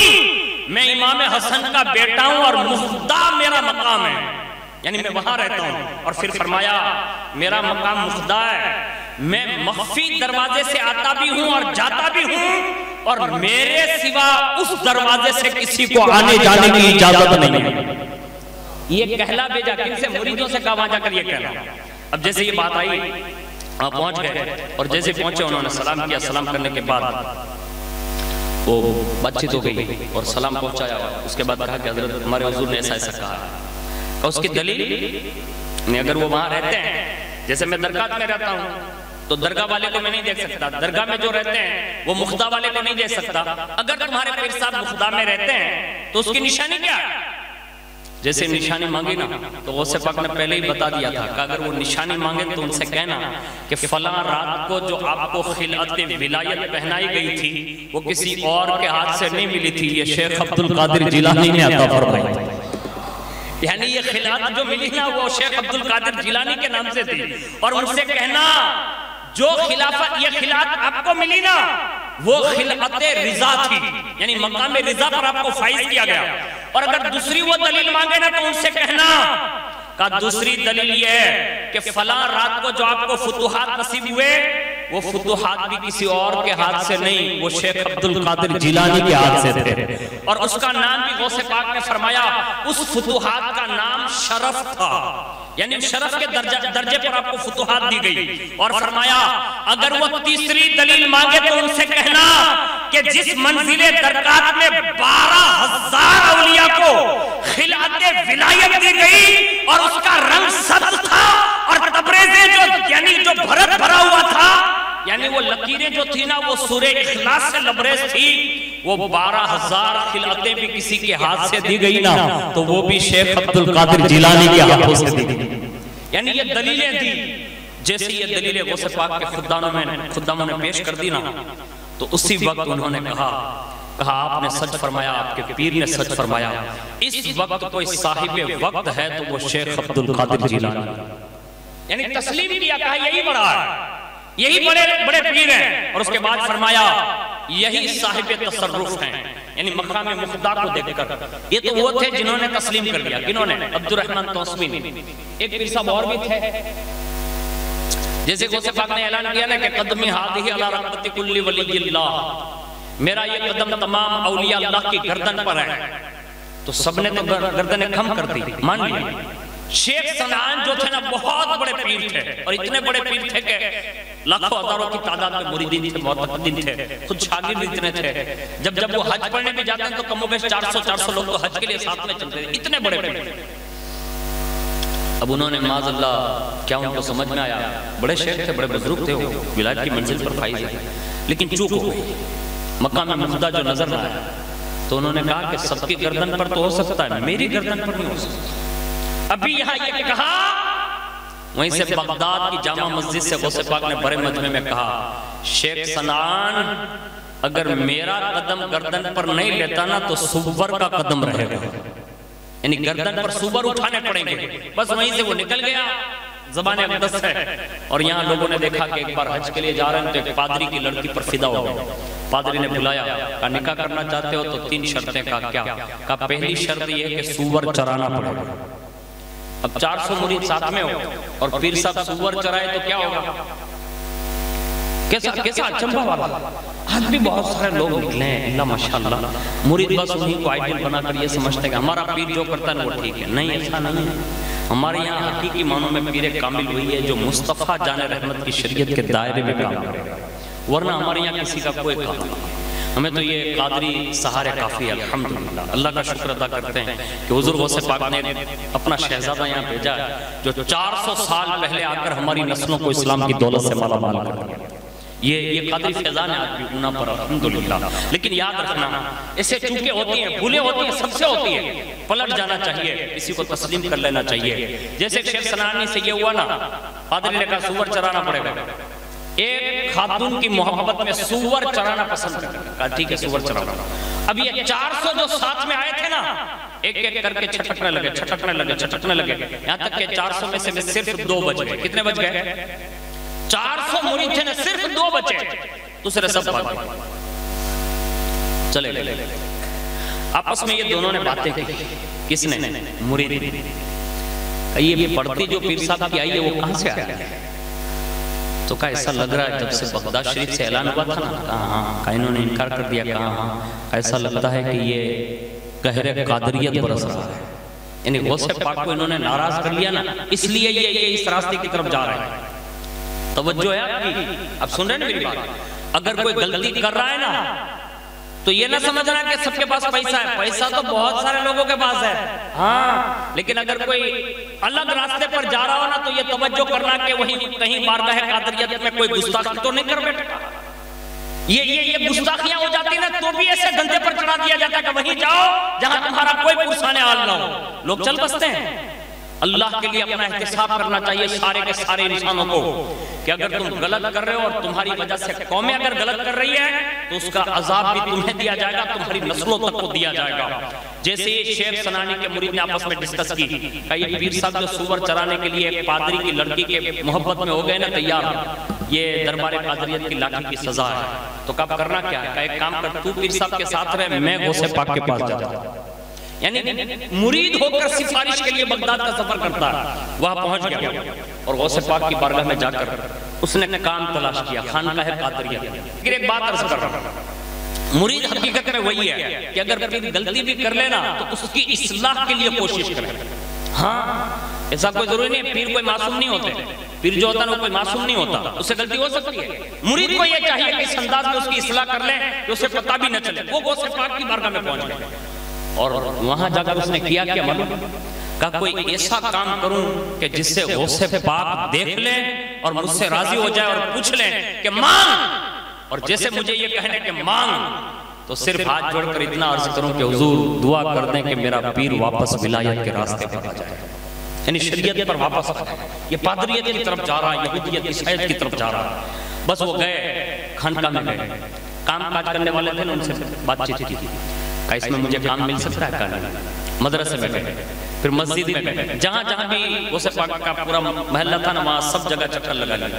کئی کام کی جگہ خالی نہیں تھی, اس لیے کہ غوث پاک کا دربار وہ دربار تھا کہ جہاں ہمارے اور تمہارے جیسے لوگ نہیں, شہاب الدین عمر سہروردی جیسے لوگ جو ایک سلسلے کے بانی ہیں نا وہ بھی وہاں جا کر جھاڑو لگاتے تھے. اور یہ پس منظر اگر آپ کو دیکھنا ہو نا 8 اور 9 تاریخ کو خنبات شریف میں گرس ہے, اور یہ غوث پاک کے ڈائریکٹ بیٹے ہیں, یعنی غوث پاک کے بیٹے ان کے بیٹے ڈائریکٹ ان کا مزار بنا, اور ان بیٹوں کی والدہ ان کا بھی وہاں حضرت ماں سکینہ کا بھی مزار ہے.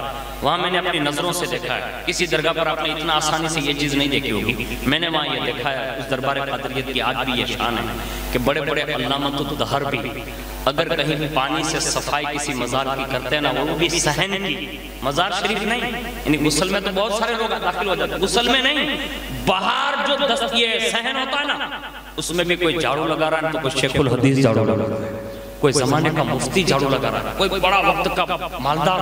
میں نے کہا یہ سب تو لوگ یہ بیان کرتے ہیں کہ جو بھی یہاں یہ خدمت کر لیتا نا اللہ اس کی بگڑیاں بنا دیتا ہے. ایسی جب بھی درگاہوں پر جاؤ نا تو خدمت کیا کرو، آپ کی باڑیوں میں یا آپ کے علاقے میں کہیں بھی مزار ہو نا، لوگ کہتے ہیں منجاور اگربتی کرتا ہے چلتا، کبھی تیرے کو بھی جا کے جھاڑو لگا لینی چاہیے، ہو سکتا ہے اس جھاڑو کی وجہ سے اللہ تیرے دل میں بھی جھاڑو لگا دے، تیرے دل سے بھی گناہوں سے نفرت ہو جائے، ایسا کرنا چاہیے۔ وہ جھاڑو کی تلاش میں تھے کہ مدرسے میں، مسجد میں، خانقاہ میں نہیں ملا، آخرکار انہوں نے اس زمانے میں جو ٹوائلٹ کی جگہ ہوتی تھی نا جہاں نجاستیں ہوتی تھی تو وہاں چند روز تک اکٹھا ہوتے، اس کے بعد کسی ٹوکرے میں بھر کے پھینکوائی جاتی تھی اس زمانے میں، تو وہاں وہ پہنچ گئے، اور وہاں پہنچے تو وہاں بھی صفائی کرنے والے موجود لوگ تھے، تو ان سے کہا، کانٹیکٹ کیا، کہا مجھے یہ کام کر لینا، تو کہا نہیں، یہ خدمت بھی اگر ہماری قسمت میں ہے تو بہت بڑی بات ہے، یعنی دربار قادریت ہے، وہ سے پاک کا مطلب خانقاہ ہے، ہمیں یہ بھی نصیب ہو جائیں تو بہت بڑی بات ہے۔ اب اس نے سوچا کہ اب ایک کام کرتے ہیں، یہ تو خدمت کرتے ہی رہتے ہیں، ان کی ڈیوٹی ہے، وہ کام ہی کرتے ہیں، اب ایک کام کرتے ہیں کہ ان کو بھی پتہ نہ چلے، اپنے خود ہی ایسے کام کر رہے ہیں۔ جب وہ رات کی تنہائیوں میں سب سو گئے تو یہ گیا، اس نے ایک ٹوکرا ڈھونڈا، اس میں وہ نجاست اکٹھا کر کے ڈالی اور سر پر لے کر جانے لگا پھینکنے کے لیے۔ رات میں سب تو سو رہے تھے، خدام غوث اعظم بیدار ہو گئے، اپنی خانقاہ یا مسجد سے باہر نکلے تو ایک بندے کو جاتا دیکھا، روکا، کہا کون؟ جیسے غوث پاک کی آواز محسوس کی نا تو وہیں سے کہتا ہے حضور کون ہوں آپ؟ مجھ سے زیادہ مجھے جانتے ہیں، یہ ادب ہے، کچھ کہا نہیں، کہا آپ مجھے بہتر جانتے کہ میں کون ہوں، کہا کیسے آنا ہوا؟ کہا حضور جس مقصد کے لیے بھی آیا ہوں وہ بھی بہتر جانتے ہیں۔ وہیں سے فرماتے ہیں کیا تو یہ چاہتا ہے کہ تیرا پیر وہی ولایت پر واپس فائز ہو جائے؟ جا تیری اس اخلاص بری خدمت کی وجہ سے میں نے تیرے پیر کو واپس ولایت کی منزل پر فائز فرما دیا۔ وہی رات میں کہا، اور وہاں جو حضرت شیخ صنعانی ہاتھ میں سور کا گوشت اور پیالہ شراب کا لے کر بیٹھے تھے اور ابھی اپنا اسلام چھوڑنے ہی والے تھے نا، اتنے میں انہوں نے دونوں پیالے پھینکے اور کہا ہرگز نہیں ہو سکتا، ہرگز نہیں ہو سکتا۔ پادری نے کہا کیا؟ کہا نہ میں سور کھا سکتا ہوں، نہ شراب پی سکتا ہوں، میں اسلام پر قائم ہوں اور محمدی ہوں۔ یعنی حضور کا نام لے کر اس نے کہا میں اسلام کا ماننے والا ہوں، میں عیسائی نہیں ہو سکتا۔ وہ مرید نے جب دیکھا نا جو ساتھ میں تھا، اس نے کہا ہو نہ ہو بغداد کے شہنشاہ کی نگاہ پڑ گئی، اگر آپ کا بیٹا سدھر جائے نا اپنا کمال نہ سمجھنا، غوث پاک کی نگاہ ہو گئی۔ یہ فریاد کرنا، اسی محفل میں فریاد کرنا، بہت سارے لوگ ایسے ہیں جن کے بھائی شراب پی رہے ہیں، جن کے بیٹے شراب پی رہے ہیں، جن کے بھتیجے شراب پی رہے ہیں، نہ جانے کون کون سے راستے پر، میں نام سے سب کو جانتا ہوں، لیکن آپ سے عرض ہے یہیں بیٹھے بیٹھے دعا کر لو نا، ان سیدوں کے صدقے میں اگر دعا ہو گئی نا تو اللہ تمہارے بیٹوں کو وہ راستے چھوڑا کر نیکیوں کے راستے پر لا کر کھڑا کر دے گا۔ کوشش کرنا، اللہ بڑا کریم ہے، اللہ ہم سب کو محفوظ فرمائیں، اور اللہ رب العزت غوث پاک کے صدقے میں کئی بھی باتوں پر اللہ ہم سب کو عمل کی توفیق عطا فرمائیں۔ 5 کام عرض کر رہا ہوں، اگر یہ کام آپ بھی کریں، اپنے دوستوں سے بھی کروائیں، اس کی بڑی مفید باتیں ہیں اور بڑا فائدہ بھی ہے۔ حضور پیر و مرشد فرماتے ہیں 5 کام کرو اور 5 کام چھوڑو۔ 5 کام جو کرنے والے ہیں نا وہ فرائض میں سے ہیں۔ فرماتے ہیں مسلمانوں، مومنوں، 5 وقت کی نماز کی پابندی دی۔ نمبر 2، مالی کی نصاب ہو، اللہ نے مال دیا، اپنے مال کا حساب لگاؤ، وہ 7.5 تولہ اور 52 تولہ چاندی اور سونے کی نصاب کو پہنچتا ہے کہ نہیں؟ اگر پہنچ جاتا ہے تو سال جب گزرے نا تو پھر مالی کی نصاب ہونے کی حیثیت سے زکوٰۃ نکالو۔ پھر فرماتے ہیں اللہ استطاعت زیادہ دے تو زندگی میں ایک بار حج ادا کرو، اور ماہ رمضان شریف جب آئے تو فرمایا مکمل ماہ رمضان کے 330 روزے رکھو۔ اور 5واں کام فرماتے ہیں اگر ماں باپ حیات ہے تو ماں باپ کی فرما برداری کر کے ان کی خوشیاں اور انہیں راضی کرو۔ یہ 5 کام، یہ پیر صاحب نے کہا ہے کہ اس کو کرو، حالانکہ اللہ اس کے رسول کے بھی فرامین ہیں، لیکن پیر صاحب نے یہ کہا یہ 5 کام کرو، یہ بڑے کام ہیں جس کو معمولی کبھی مت سمجھنا، اس لیے کہ یہ اتنے بڑے کام ہیں، ایک تو اللہ کے احکام ہیں، ایک تو فرض ادا ہو جائیں گے، اور جو 5واں کام انہوں نے بتایا نا اللہ نہ کرے اگر کم نصیبی کی بنیاد پر کسی جگہ یہ 4 کام میں چوک ہو جائے، یعنی کسی وجہ سے لغزش ہو جائے، تو یہ 5واں کام جو ماں باپ کو راضی کرنے والا ہے نا، اگر وہ بوڑھی ماں دعا کر دینا تو اللہ پھر بیڑا پار فرما دیتا ہے۔ تو جوانوں سے گزارش ہے ماں باپ سے جھگڑا مت کرنا، ان کو ناراض مت کرنا، ان سے ہر وقت سے غلامی کی طرح رہ کر ان کو راضی رکھو، جو بھی کہے جی، جو بھی کہے جی، جو بھی کہے ہاں، جو بھی کہے ہاں ہاں، بس ہاں ہاں کرتے رہو، اگر وہ تم پر ظلم بھی کرتے ہو نا تو بھی حدیث شریف میں تو بھی ہاں ہاں کرتے ہو. یعنی ان کی شان یہ ہے. اب آپ کہیں گے کہ مولانا اب یہ تو بوڑھے لوگ ہو گئے, ان کو سمجھ نہیں پڑتی. میں آپ سے پوچھتا ہوں, جب ہم لوگ پیدا ہوئے تو پیشاب پھرنے کا وقت ہم کو معلوم تھا؟ کہاں پھرنے وہ معلوم تھا؟ کچھ نہیں. ہم بستر پہ بھی پھر دیتے, گود میں بھی پھر دیتے, جہاں لے جاتے وہیں جھولے میں پھر دیتے. جب ہمیں کچھ پتا نہیں چلتا تھا نا تو انہوں نے سینے پہ لگا کے رکھا. اب اگر وہ بڑھاپے کی دہلیز پر ہے, ہر جوان بیٹے کو یہ چاہیے کسی کے سامنے یہ نہ کہے کہ میرے باپ کو خبر نہیں پڑتی یا میری ماں کو خبر نہیں پڑتی. جب تجھے خبر نہیں پڑتی تھی نا تب بھی وہ کہتے تھے یہ میرا لاڈلا ہے, یہ میرا لال ہے, میرا لشتے جگر ہے. وہ بھول مت جانا, ماں باپ کو مت ستانا, ماں باپ کو راضی کرنا. اللہ بڑا کریم ہے, ان کے صدقے میں اللہ بہت خوش دیتا ہے. 5 کام میں نے یہ بتا دیا, اور 5 کام ایسے کرنا نوجوانوں, نہ خود کرنا نہ دوسروں کو کرنے دینا, انہیں سمجھانا. وہ کیا ہے؟ نمبر 1, کبھی بھی شراب مت پینا, نہ خود پینا نہ دوسروں کو پینے دینا, نہ دھندا کرنا نہ دوسروں کو دھندا کرنے دینا, نہ کبھی اس میں اس کی مدد کرنا.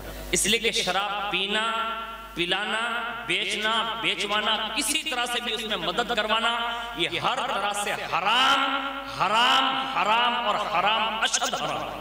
شراب کے معاملے میں کسی سے بھی سمجھوتا مت کرنا. اگر اپنی نسلوں کی بقا چاہتے ہو, اپنی بستیوں کی آبادی چاہتے ہو, جس شہر, جس بستی یا جس علاقے یا جس گھر میں شراب کی بوتل پہنچ جاتی ہے نا, یوں سمجھ لیجئے کہ آج سے اس کی تباہی کے دن پہنچ چکے. شراب سے دور ہو جاؤ. اپنے سارے مسلمان بھائیوں کو یہ سبق پڑھاؤ, شراب نہ پیئیں گے, نہ بیچیں گے, نہ بیچوائیں گے, سب کو الگ کر کے اسے حلال کمائی کی طرف لگاؤ. شراب میں کوئی برکت نہیں. ایک شراب. دوسری چیز زنا, یعنی کسی کی ماں بہن بیٹی کی عزت اور آبرو کے ساتھ کھلواڑ کرنا مت کرنا. اس لیے کہ جس قوم میں زنا کی نحوست بپا ہو جاتی ہے نا, اللہ ان بستیوں کو اکھاڑ کر پھینک دیتا ہے. آپ دیکھ لیجئے نا, آپ سب کو جن کے بڑے بڑے پتوں میں نام آتے تھے نا, آج ان کا نام ہی کٹ ہو. کیوں؟ دوسروں کی ماں بہن بیٹیوں کی عزتیں برباد کرتے نا, تو آج اللہ نے ان کے نمک حرام کر دیا. مت کرنا کسی کی بہن بیٹی کی آبرو خراب. جیسے اپنی بہن اور اپنی ماں اور اپنی بیوی اور اپنی بہن کی عزت سنبھالتے ہو نا, ایسے ہی قوم کی ہر بیٹی کی عزت ہمارے لیے ایک بہن کی عزت ہوتی ہے. خوددار بن جاؤ, غیرت مند بن جاؤ. اگرچہ ہم محمد بن قاسم تو نہیں, لیکن اس کے ماننے والے ضرور ہیں کہ جب قوم کی بیٹی بیچ سمندر میں کوئی کشتیاں لوٹ لیتا ہے اور قوم کی بیٹیوں کی عزت اور آبرو کا سوال آتا ہے نا, تو عرب کی سرزمین سے محمد بن قاسم صرف قوم کی ایک بیٹی کی عزت بچانے کے لیے سفر کرتا ہے, اور سندھ کی سرزمین پر جا کر اسلام کا جھنڈا گاڑ دیتا ہے. یہ مسلمان ہی تھے. آج اگر ہم مسلمان ہو کر معاذ اللہ غیروں کے ہاتھ اپنی بیٹیوں کے حوالے کر رہے ہیں, کہ حوالے کرنے جا رہے ہیں, اس میں ہیلپ کر رہے ہیں, تو ہم سے زیادہ بے غیرت آپ کوئی نہیں. مت زنا کرنا, یہ زنا نحوست لاتا ہے. تیسری چیز, جوا کبھی مت کھیلنا, نہ کسی کو کھیلنے دینا, اور جو کھیلتا اس کو نرمی سے سمجھاؤ, یہ کام اسے چھوڑاؤ. اس لیے کہ جوے کی وجہ سے بھی قومیں برباد ہوتی ہیں. اس میں ساری چیزیں داخل ہیں. جوے میں سٹا بھی داخل ہے, آکڑا بھی داخل ہے, جتنے بھی کھیل ہیں نا وہ سب اسی میں داخل ہے, جس میں ہار جیت ہوتی ہے. کبھی مت کھیلنا. نمبر 4, سود مت کھانا, بیاج. آج بڑی تیزی کے ساتھ سوشل میڈیا کے ذریعے باقاعدہ سودی کاروبار نکلے ہیں, جو ہمیں پتا بھی نہیں. آج کو لوگ پوچھتے بھی نہیں, کہ مسئلہ بھی پوچھتے نہیں, کہ آپ تو جائیے جو ہے نا یار مولانا, آپ تو جائیے مولانا نہیں, موٹے ہاں کراوا مانگے. یہ سب چیزیں اتنی جلدی جائز نہیں ہوتی. اس کو کسی مفتی صاحب سے معلوم کیجیے, اگر وہاں کر دے رہے ہیں اور فتویٰ دے رہے ہیں تو آپ کیجیے, کیونکہ اس میں کچھ چیزیں سودی کاروبار میں اس میں شامل ہو جاتی ہے, جس کا ہمیں اور آپ کو پتہ بھی نہیں ہوتا. تو ہمیشہ کے لیے اپنے آپ پر سود جو حرام ہے, اللہ اس کے رسول نے کیا, وہ کبھی مت کیجیے. اگر 1 روپیہ بھی اگر سودی آ گیا نا, تو ہم اپنے آپ کی تباہی کے لیے تیار ہو جائیں. اور 5واں کام جسے پیر صاحب نے منع کیا کہ کبھی مت کرنا, وہ یہ ہے کہ ماں باپ کا دل کبھی مت دکھانا, زندگی میں کبھی مت دکھانا. اس لیے کہ جس کے ماں باپ ناراض ہو جاتے ہیں نا, ایک حدیث شریف میں ہے, رسول اللہ کی موجودگی میں ایک صحابی کو زبان پہ کلمہ نہیں آیا, اور جیسے حضور کو اطلاع دینے کہ فلاں کلمہ نہیں پڑھ رہا ہے, صحابی ہے, کہا فلاں کلمہ نہیں پڑھ رہا ہے. حضور نے فرمایا بلال پتہ لگا اس کی ماں یا اس کا باپ زندہ ہے کہ نہیں. لوگوں نے پتہ لگا, کہاں یا رسول اللہ اس کی والدہ زندہ ہے, کہا اس سے جا کے پوچھ کیا ہو, اس سے راضی ہے کہ ناراض ہے. پوچھنے گئے نا تو ماں نے روتے ہوئے کہا میں اس سے کیسے راضی ہو جاؤں جس نے مجھے زندگی میں اتنی تکلیفیں دی. صحابی رسول نے آ کر بتایا کہ اس کی والدہ جو ہے وہ ناراض ہے, اس کو بلا لاؤ, یا ان سے یوں کہو کہ اگر بوڑھی ہیں آپ تو رسول اللہ خود آپ کے پاس آتے ہیں. بڑھیا نے ٹیکا لیا اور کہا نہیں حضور کو یہاں آنے کی ضرورت نہیں ہے, میری قسمت کہ میں حضور کی بارگاہ تک پہنچ جاؤں. اس نے بڑھاپے کے ٹیکے سہارے حضور کی بارگاہ میں حاضری دی. حضور نے فرمایا مائی تیرا بیٹا آخری مرحلے پر ہے, کلمہ نصیب نہیں ہو رہا ہے, تو نہیں چاہتی کہ تیرا بیٹا جنت جائے, معاف کر دینا. وہ رونے لگے اور روتے روتے ہچکیاں بن گئی. حضور نے فرمایا ہوا کیا ہے؟ اس نے پوری داستان سنا ڈالی. کہا جب سے اس کی شادی کرائی ہے نا, اتنے تانے دیتا ہے, اتنے مینے مارتا ہے, اتنا ستاتا, گھر سے باہر نکال کر رکھ دیا. حضور اس نے مجھے بہت ستایا ہے. جب داستان حضور نے سن لی تو حضور نے فرمایا مائی کوئی بات نہیں, تیرے بیٹے کو کلمہ نصیب نہیں ہو رہا تو دیکھ رہی ہے. صحابی سے کہا وہ لکڑیاں لے جمع کر. کہا حضور کیا کریں گے؟ کہا آگ جلاؤں گا. کہا پھر؟ کہا تیرے بیٹے کو اس میں ڈال دیتا ہوں تاکہ اس کی روح قبض ہو جائے, جلدی مطلب جل جائے. جب بیٹے کے جلنے کی بات سنی نا تو ہاتھ پکڑ کر کہتے یا رسول اللہ میرے سامنے میرے بیٹے کو مت جلا. کہا کیوں؟ کہا میں اسے دیکھ نہیں سکتی. کہا مائی تو دنیا کی آگ دیکھ کر اتنی لرز گئی ہے نا؟ کہا ہاں. کہا تیرے بیٹے کو اگر تو نے معاف نہیں کیا تو جو جہنم میں دیکھ رہا ہوں وہ تو دیکھ نہیں رہی ہے, میں جو تجھے سنا رہا ہوں وہ جہنم کی آگ میں چلے گا. اگر تو نے معاف نہیں کیا تو اس سے 70 گنا زیادہ تیز آگ میں تیرا بیٹا چلا جائے گا, معاف کر دے. اتنے میں اس نے زور سے کہا یا رسول اللہ آپ گواہ ہو جائے, میں نے میرے بیٹے کو معاف کر دیا. ابھی اتنا کہا تو حضور نے کہا بلال جا کر اس گھر پہ جا کر دیکھ تو صحیح کہ ماں کی دعا کتنی تیزی کے ساتھ لگتی ہے. وہ دوڑ کر گئے اور جیسے ہی وہاں دوڑ کر پہنچے نا تو وہ صحابی رسول پڑھ رہے تھے اشہد ان لا الہ الا اللہ واشہد ان محمدن عبدہ ورسولہ. بلال کہتے ہیں میری تیز دوڑ جو کام نہ کر سکی اس سے پہلے ماں کی معافی وہاں پہنچ چکی تھی اور اللہ نے بیٹے کو کلمے کی توفیق عطا فرمائی. یہ ماں کی دعا ہے. اگر راضی رکھو گے نا اللہ زبان پر کلمہ جاری فرما دے گا. اللہ مجھے آپ کو سب کو ان باتوں پر عمل کی توفیق عطا فرمائی. کہنے سننے میں اگر کسی کو تکلیف ہے یا ہوئی ہو تو میں اسے معذرت کھاؤں. میرا منصب ہی یہی ہے, یہیں میں بیٹھتا ہوں, میرا کام ہی یہی ہے کہ میں سچ بات آپ کے سامنے عرض کر دوں. اگر میں یہ نہیں کہتا تو مجھ سے گنگا شیطان کوئی اور نہیں ہے. میں امام غزالی کا ایک جملہ کہہ دے رہا ہوں, جس بستی میں, جس علاقے میں, جس شہر میں اگر مولانا, علماء, عالم اگر سچ بات نہیں کرتے تو وہ اپنے زمانے کے گونگے شیطان ہیں. وہاں پھر شیطان کو آنے کی ضرورت نہیں پڑتی, وہ خود ہی وہی وہاں کے لوگ ہی کام کرتے ہیں. اس لیے میرا فریضہ بنتا ہے, میں گونگا شیطان بننا نہیں چاہتا. اس فقیر کو جو نسبت جعفر آباد کی سرزمین سے سلسلہ قادریت سے ہے, وہ سلسلہ قادریت کی نسبت یہ ہے کہ بس امام عشق و محبت کہتے ہیں قادری کر قادری رکھ, قادریوں میں اٹھا قدر عبد القادر, قدرت نما کے واسطے, اور دو جہاں میں خادم آل رسول اللہ کر حضرت آل رسول مقتدیٰ کے واسطے. اور کہتے ہیں دل کو اچھا, تن کو ستھرا, جان کو پر نور کر, اچھے پیارے شمس الدین بدر الاولیاء کے واسطے. وما علینا الا البلاغ.